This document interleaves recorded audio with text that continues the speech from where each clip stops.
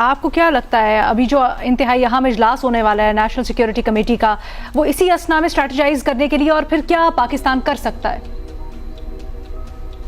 पाकिस्तान जो है उसने पूरी कोशिश की। देखें, जो पाकिस्तान की तरफ से ट्रंप साहब को जो नोबेल पीस प्राइज के लिए जो नॉमिनेट किया गया था, मेरा ख्याल है कि ये कुछ जल्दबाजी की गई और इस सिलसिले में पाकिस्तान के अंदर एक डिबेट होनी चाहिए थी। पार्लियामेंट जो है उसको भी ऑन बोर्ड होना चाहिए था।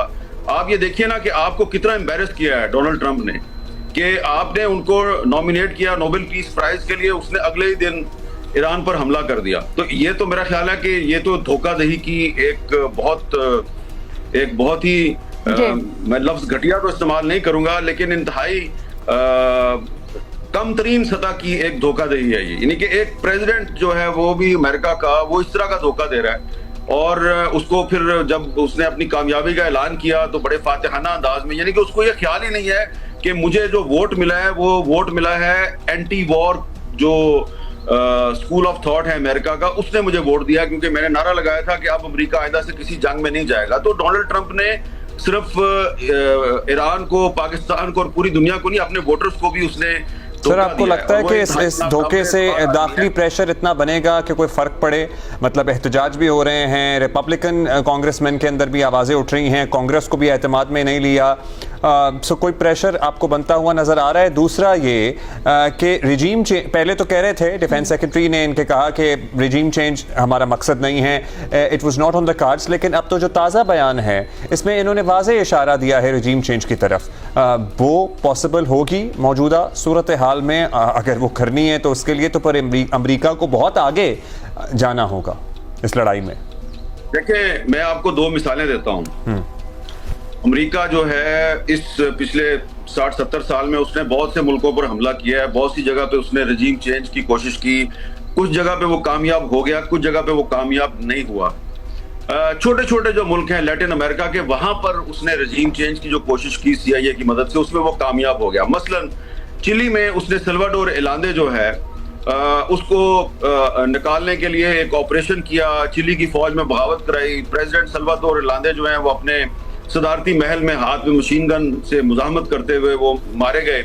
लेकिन फिर क्या हुआ कि उनकी पार्टी जो है वो जब दोबारा कई साल के बाद इक़्तिदार में आई तो सल्वाडोर एलांदे जो हैं वो चिली के बहुत बड़े हीरो बन गए।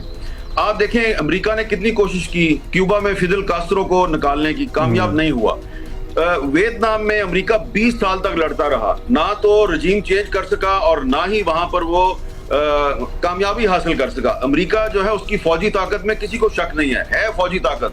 B-2 बॉम्बर्स भी हैं, B-52 बॉम्बर्स भी हैं, एटम बम भी है। लेकिन वियतनाम से अमेरिका को जलीलो ख्वार करके निकाला हो ची मिन ने, और आज वहां का हीरो जो है वो हो ची मिन है, वो वहां का कोई अमरीकी सदर जो है वो उनका निजात दहिंदा नहीं है। अफगानिस्तान की बात देख लें, ये तो हमारे सामने की बात है ना कि जब अक्टूबर 2001 में जॉर्ज W बुश ने हमला किया अफगानिस्तान पे, तो कुछ अरसे के लिए जो तालिबान की हुकूमत है वो हट गई, रजीम चेंज हो गई। लेकिन फिर क्या हुआ, 2021 में अमेरिका वहां से जलीलो ख्वार होकर निकला और आज फिर वही तालिबान अफगानिस्तान पे हुकूमत कर रहे हैं, जिनको कि अमेरिका ने दहशतगर्द करार देके वहां से निकालने की कोशिश की थी। वो वहीं के वहीं बैठे हुए हैं और उनके साथ ट्रंप साहब जो है वो मुज़ाकरात भी करते हैं, सब कुछ करते हैं।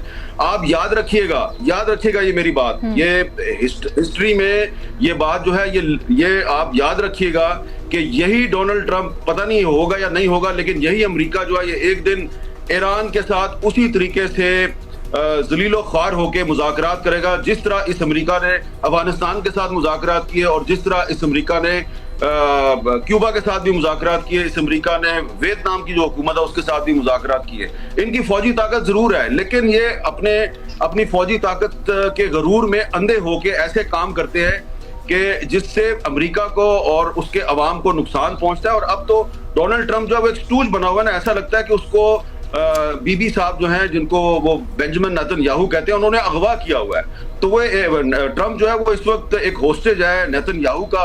नेतन्याहू जैसे चाह रहा है उसको इस्तेमाल कर रहा है। ट्रंप दुनिया को कुछ कहता है लेकिन नेतन्याहू के कहने पे करता कुछ है।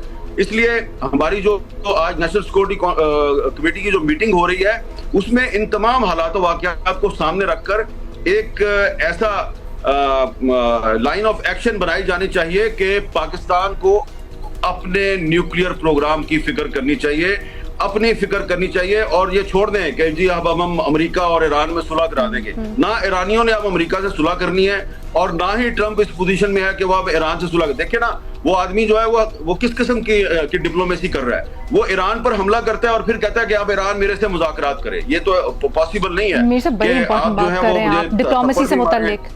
एब्सोल्युटली, आप डिप्लोमेसी से मुताल्लिक बड़ी इंपॉर्टेंट बात करें, इसके ऊपर तो मैं आपसे पूछती हूँ, लेकिन सर फिर क्या करें? क्या आप इसको लंबा खींचता हुआ देख रहे हैं? क्योंकि ईरान तो अभी मज़ाहमत कर रहा है, और क्या मजीद करेगा? क्या एक्सपेक्टेशन है अमेरिका के जो असासे हैं रीजन में, फिर उनको भी निशाना बनाएगा और फिर अमेरिका की तरफ से रद्द अमल आएगा? ऐसे प्ले आउट होगा ये?